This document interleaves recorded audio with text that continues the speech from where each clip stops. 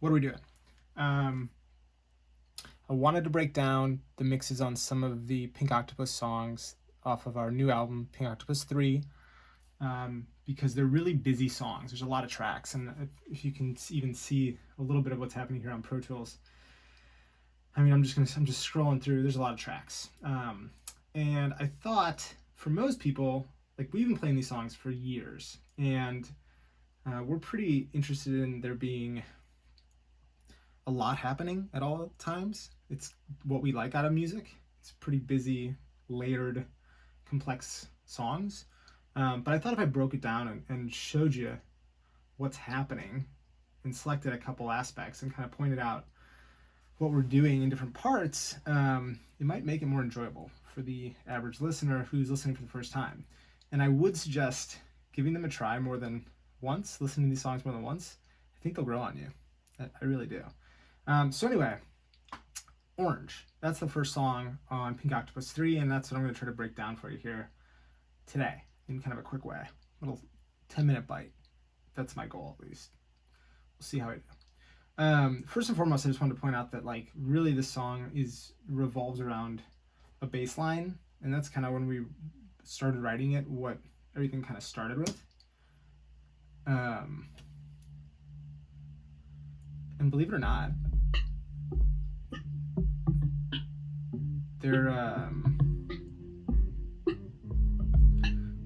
there's only one microphone on the bass amp in this entire album, which is pretty interesting. So I did a little bit of layering, and I used a Sans amp to add a second. Here, let me mute this drum sound. So anyway, here's the bass line, and this is kind of the key to the song here.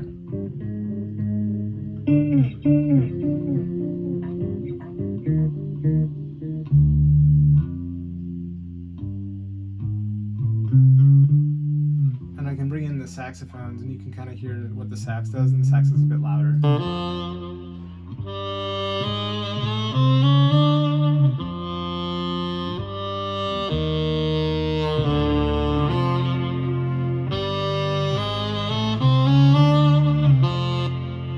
To like what the guitar is.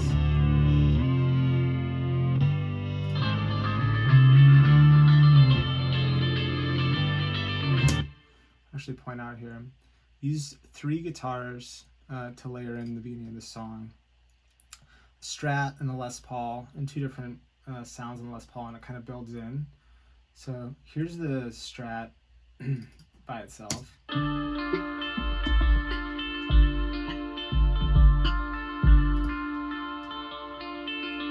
And then here's with the Les Paul.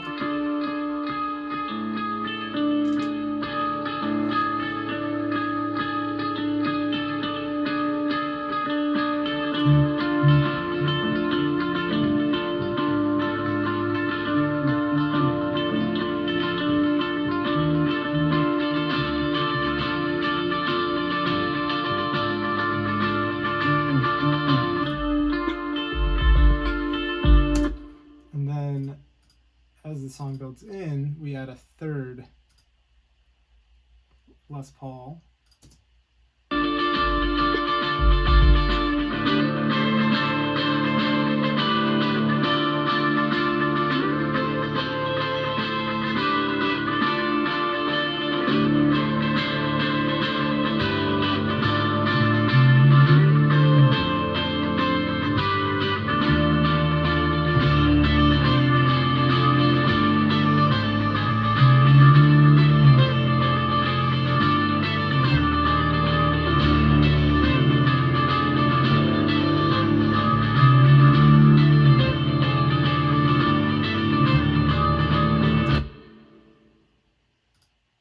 That's pretty much the whole beginning part.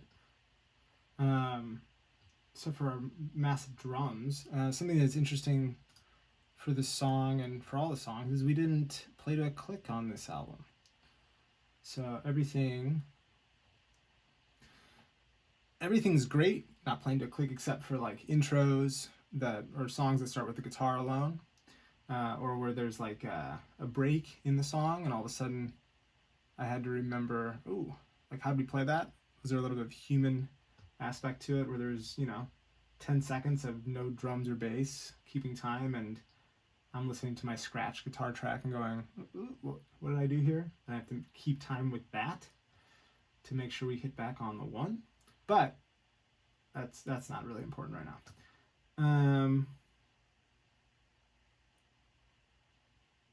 Yeah. Okay, where do we go from there? I figured it out.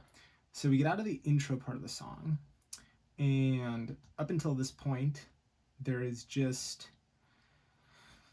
3 tracks of guitar.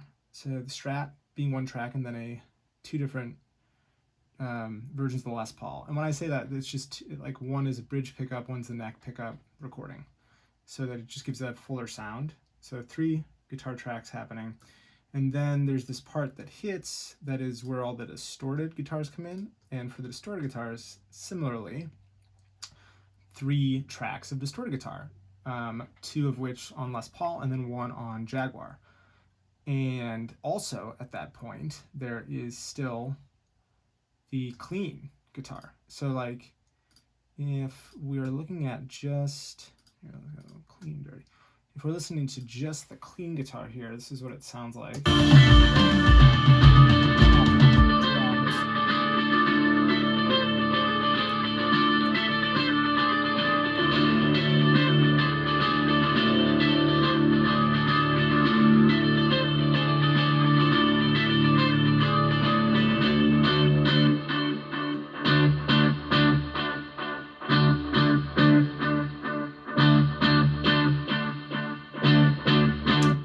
Cool, but cooler when you add in the distorted guitars, so let's listen to that.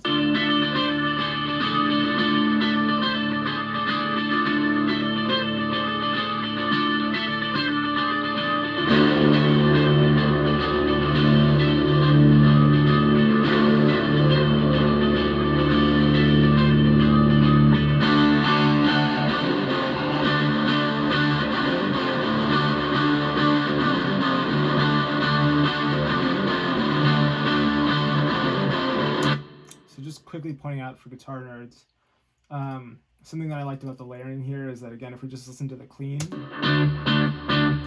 right, it's just these like chop, jump, bop, bop.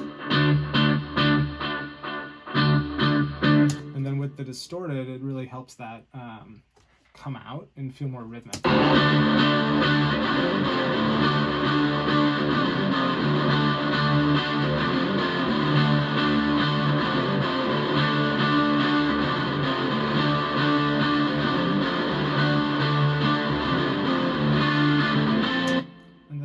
Also during that, I believe the bass is still the same.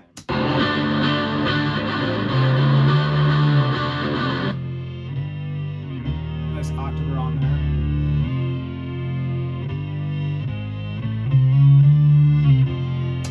Also, I'd like to point out just how badass the drums and bass sound alone on here.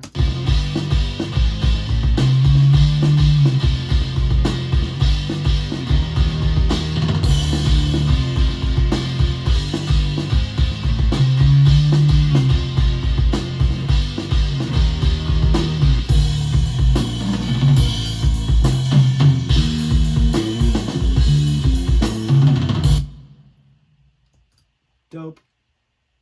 And it goes into like a bridge and whatnot. Let me see, where is the next part of the song that we'd like to break down a little bit?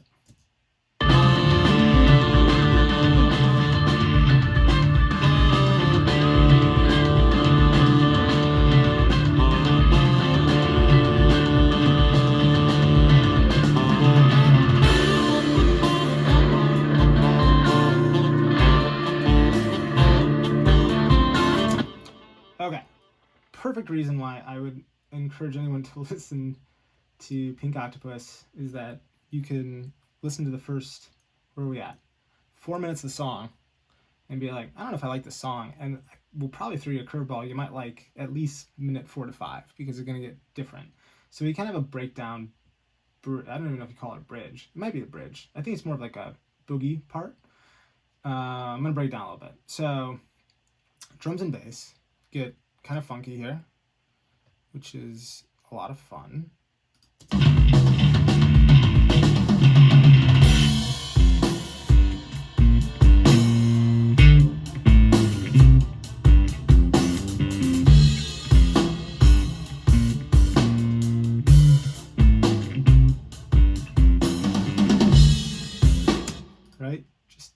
cool as fuck. And then the saxophone.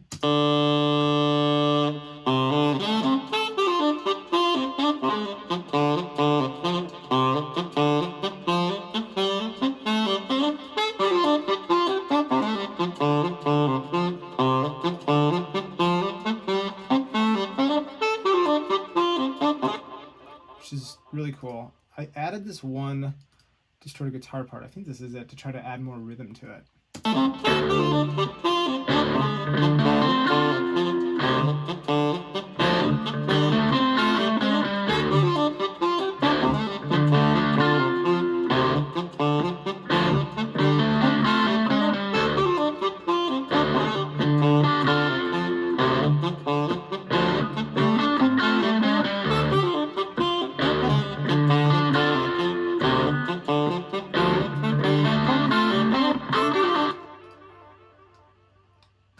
And I'm a big fan of the guitar work in this section as well, just because it gets fun. So the clean guitars, which really just break down, just some ambient background noise. This is again still during this.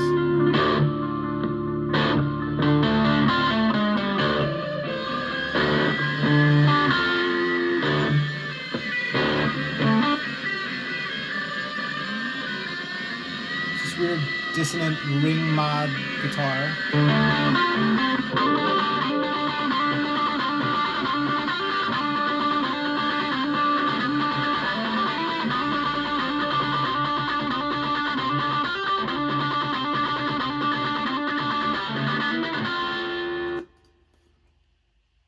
And then both of those, just a guitar that's just making noise. So again, it's like, is that necessary? Probably not.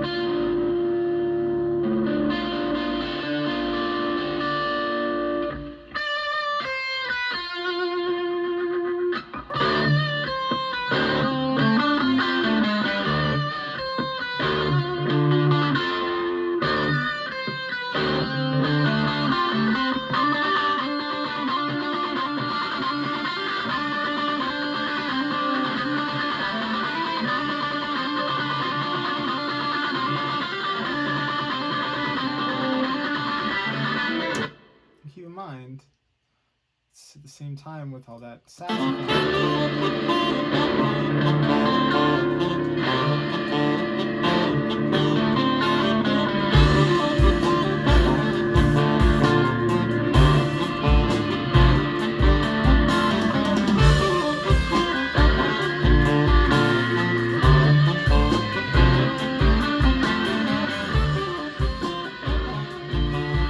So,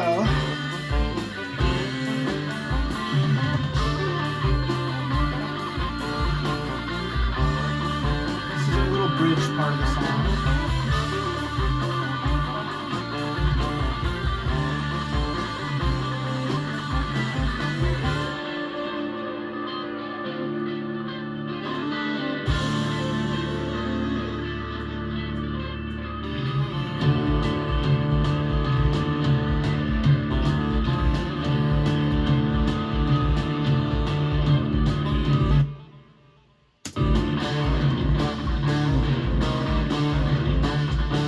Bridge part of the song.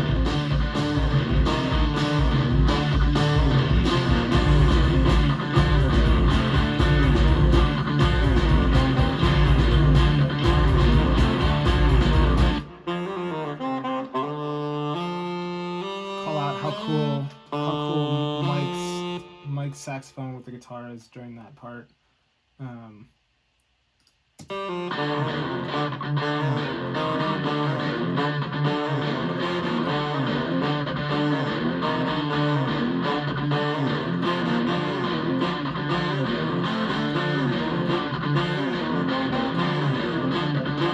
Little octaver on the sax.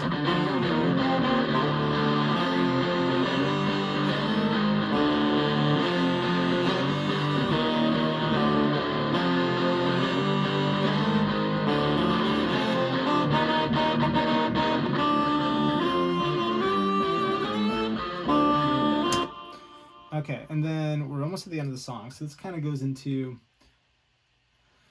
I add in a solo layer here on guitar on the Jaguar. So on this part, still several guitars happening at once.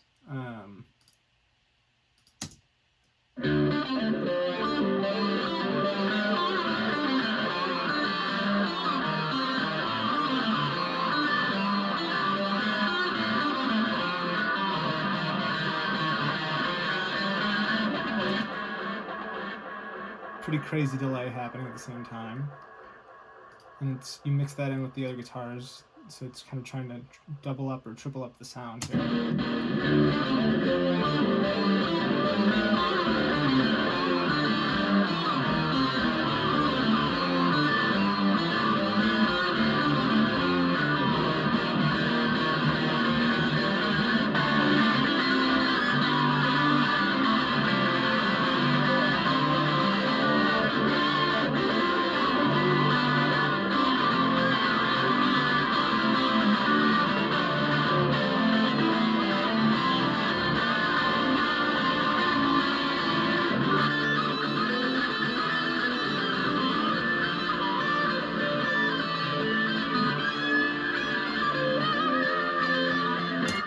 So one of the trickiest parts of mixing this one is how do we blend in the sax solo and the guitar solo at the end? And you might go, do you need both? But we did want both. So,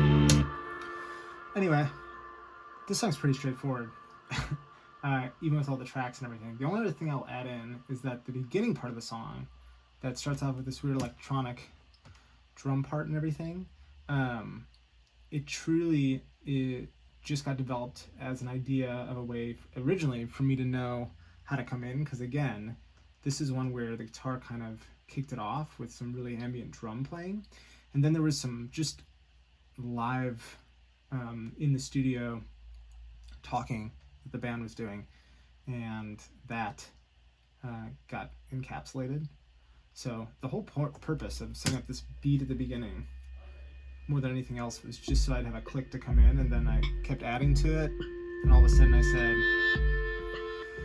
maybe I should add some keyboards to it, so I threw a little like Rhodes piano on it.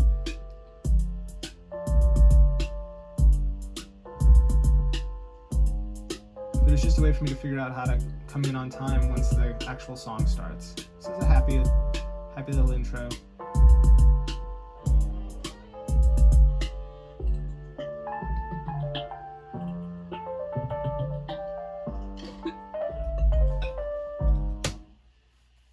Anyway, that's part one. I think I went over 10 minutes, but I hope you liked it. I hope that helped. I hope that was interesting in any way for anyone. I think if you do music, maybe it was interesting, and please check out the album.